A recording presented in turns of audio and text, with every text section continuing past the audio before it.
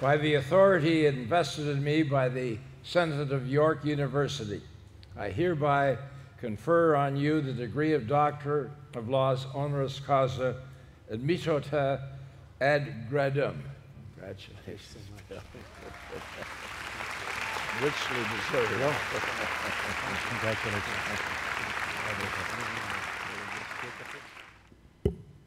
Thank you so much, Dr. Shukri, and thank you for those kind words, Dean Pitt.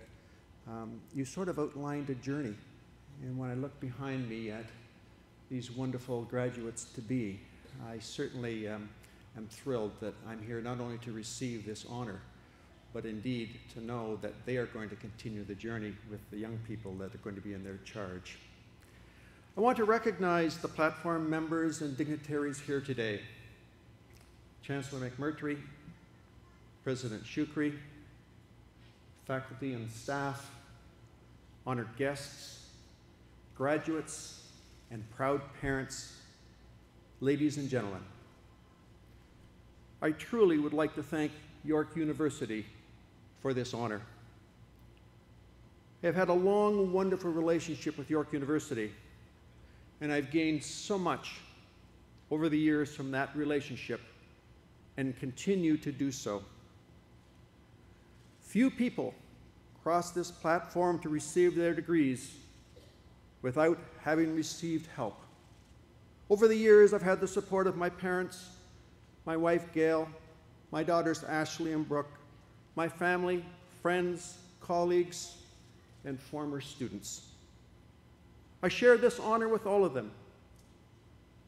And certainly as the Chancellor spoke, that's part of our community. And I hope that your careers are filled with wonderful people as mine has been. Any success I have had as an educator has been the result of a collective effort, the we factor. The we factor speaks to collaboration and community. Our local, provincial, national, and international diversity, coupled with information technology and the ability to connect instantly with each, is both exciting and daunting.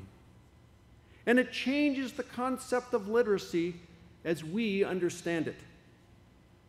Just because we connect faster than ever before doesn't necessarily mean that we understand each other better. As new teachers, facing the most diverse group of students we've ever seen, your role is vital in establishing meaningful connections, deeper discussions, clearer understanding, a sense of equity, and deeper relevance for your students. Dr. Einstein once asked by a young reporter what he thought the greatest potential source of energy in the world was. Einstein replied, "The spirit of a single human being." It requires tremendous energy to teach in the 21st century. You must have an open mind and be able to initiate and accept change. It requires tremendous energy to constantly adapt to an environment which changes rapidly and continuously. It requires tremendous energy to develop people. Never forget that developing people is your primary role, and that notion has always been closest to my heart. Your desire to make a difference, along with the energy to make it happen, will lead to your success and the success of your students. It's a certainty. You will be the most challenged, the most innovative, the most open, the most adaptable, and the most stimulated teachers we've ever seen. You will be expected to teach students whose diverse backgrounds and life experiences you can hardly imagine. Yes, you will have to meet the expectations of the curriculum, but you must balance that with an openness to innovation, to new developments, not only in education, but in all areas of human endeavor. Research and innovation today plays an increasingly important role in our lives at every level. New developments in medicine, brain function, and information technology have immediate and dramatic effects on our lives. And it is important for you to realize the bridge between the classroom and the latest research is the conduit to ongoing teaching excellence. You have to be able to adapt. You have to constantly expand your knowledge and skills to keep up with these developments, and I dare say, with your students. You have to teach in the context of a changing world. What you know and teach must be what the students need. So your responsibilities will not be solely defined by the curriculum or its delivery or by a particular subject. You are a teacher. Your responsibility is to develop people. You are a teacher. It's your responsibility to develop people. In all my years as a teacher and administrator, I never lost sight of the foundational tools that children needed, reading and writing. Whatever your role, it's important that you model reading to learn and learning to read.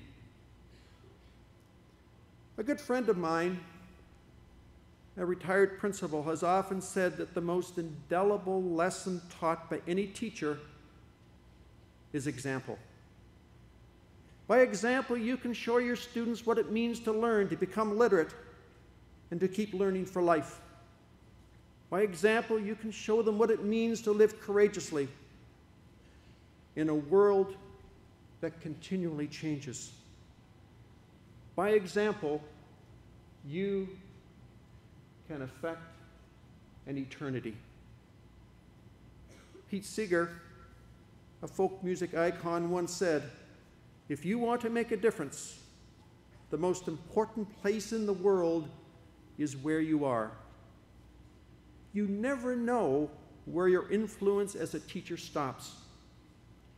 Your classroom may not only be in a school. Your skills are transferable to a variety of settings. And in an age of lifelong learning, we have never needed skilled teachers more than we do now. I envy you. This is the most exciting time in history, the best possible time to be a teacher. Remember what Einstein said? The greatest source of energy is the spirit within each individual. It is within you. Connect to the energy and the spirit within your students. Years from now, you too will receive an honorary degree. It will come in the form of a thank you from a former student who meets you, smiles, and says, "I remember you. You taught me. You changed my life." A key component of our future as a successful society depends on you, the teacher, a York University graduate. I know you're going to make a difference. Good luck. Congratulations. Thank you for the journey.